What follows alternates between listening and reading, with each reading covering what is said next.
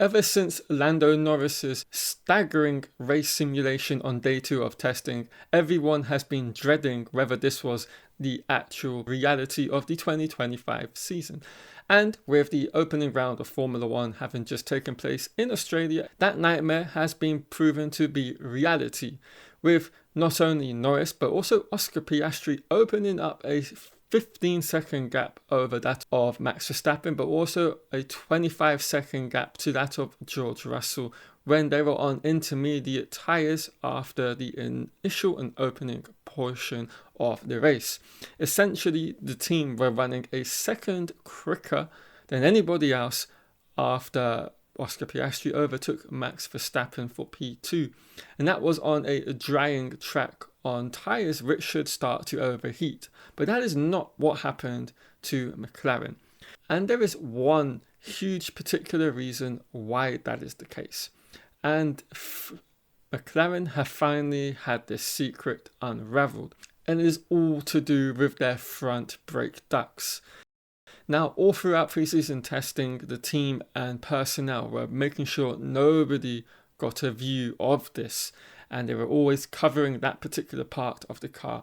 Well, over the Melbourne weekend, someone took this particular picture, which finally showcased the extreme intricate levels of detail and design which has gone into the MCL39's front brake ducts.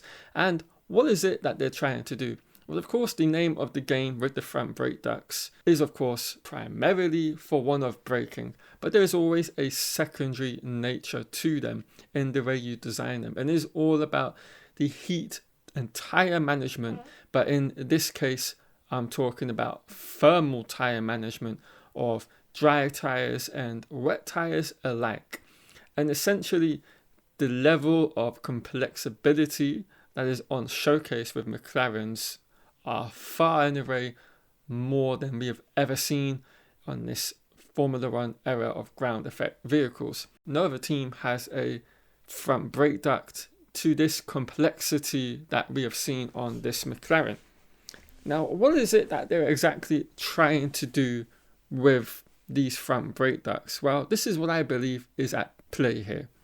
So, as we can see with it, there is a very intricate routing on the front brake ducts of the McLaren. And I think they're using this as a way to basically be more precise and beneficial in terms of the thermal management of their tires in any given kind of weather situation. Whether it was what we saw in Melbourne on Sunday of it being extremely cold and the rain coming down, or whether we're in the kind of extreme hot weather climate which we saw on Friday in Melbourne, but also in Bahrain, for example, when they did that race simulation and were over a lap quicker than that of the Mercedes and Red Bull on day 2 of preseason testing. And when you consider also the fact that George Russell made this particular statement with regarding something that the team that is McLaren are doing with their tyres, it does kind of make sense. There is also another factor at play here, and it's to do with parc fermé, and it's quite an interesting one when you think of it like this. So let me explain. So under parc fermé rules, they will also be allowed to make an adjustment to this configuration once there's a change of conditions declared. And this area falls into the changeable cooling and thermal and management relaxation of parc fermé rules when the conditions dramatically change. And I believe that they've figured out a way to better fine-tune their thermal tire characteristics with this new brake duct that they have for this year, and it's also in conjunction with that of their suspension that they have at the front of the MCL39. And I think it is kind of something particularly to do potentially with the mechanical grip that they're able to extract without tire temp issues.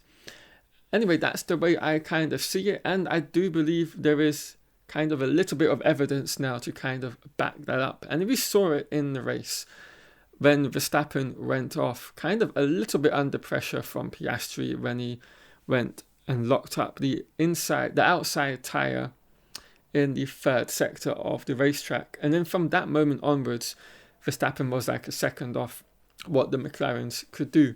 And that is the really interesting point, right? So on a drying track on wet tires, you really should be getting progressively slower once you start to overheat your tires, because of course the intermediate and wet weather tires are created around having water on the track, and it's all to do with the tread levels that are on the tires, the kind of grooves you see on the top surface.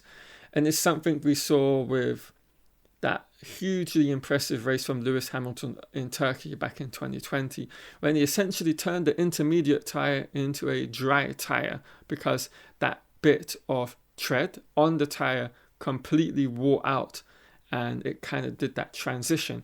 So essentially, if that happens, you would really be starting to overheat the tires in thermally as well as on the top surface.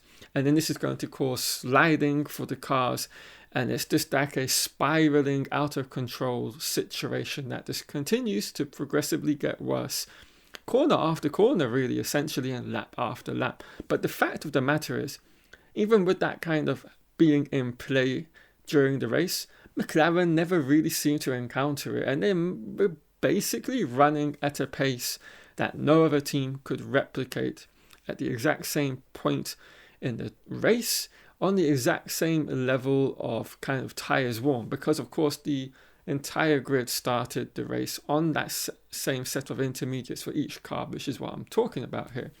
So there are only a certain few things which would allow a car in that sort of condition, in terms of the weather and track condition, that would enable them to essentially be able to manage and to still do the lap times that they did. And it's nothing to do with setup of the car mechanically or aerally. It is all to do with your tire management. And that is what George Russell was going on about. And it's what I believe this highly unique and intricate design that they have on their front brake ducts is enabling them to do. But yeah, that is my theory on the incredible race pace that McLaren had in the Melbourne Grand Prix. Let me know what you think of this theory in the comments down below.